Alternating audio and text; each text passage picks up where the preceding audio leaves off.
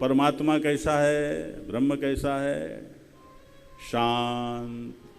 शांत का मतलब कि वो उसमें सापेक्षता नहीं है। देखो शांति कब आती है, अशांति कब होती है? अशांति जहाँ सापेक्षता होती है। अब जैसे मान लो मैं बोल रहा हूँ, आप सुन रहे हो, तो मैं वक्ता, तुम श्रोता।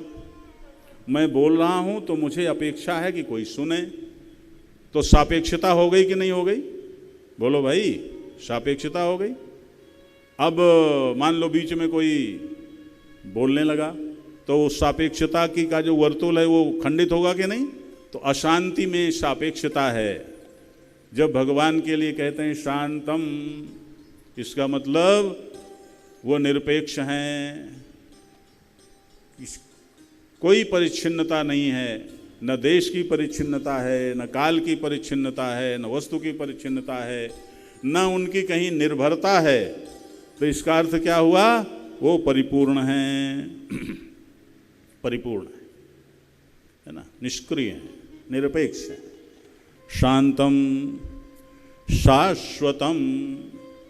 अब देखो ये जो शांत शब्द है, तीन चीजें होती हैं। सच्चिदानंद परमात्मा के लिए कहा गया, वो कैसा है कि सच्चिदानंद, राम सच्चिदानंद दिनेशा।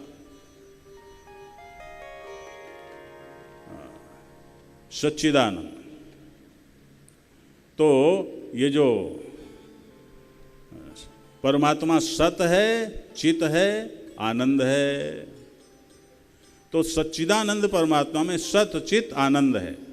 तो सत की दृष्टि से शांत का, सत कहते हैं अस्तित्व को, यानी अस्तित्व में किसी प्रकार का विक्षेप नहीं है। क्योंकि विक्षेप कहाँ आता है? अस्तित्व में आता है।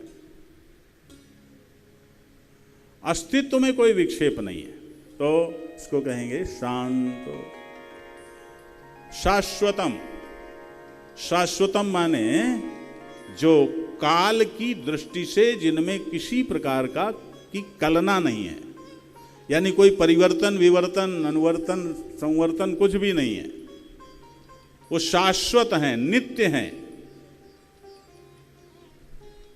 उनमें कहीं कुछ क्षरण नहीं होता, अव्यय हैं, अविनाशी हैं। शाश्वतम है ना।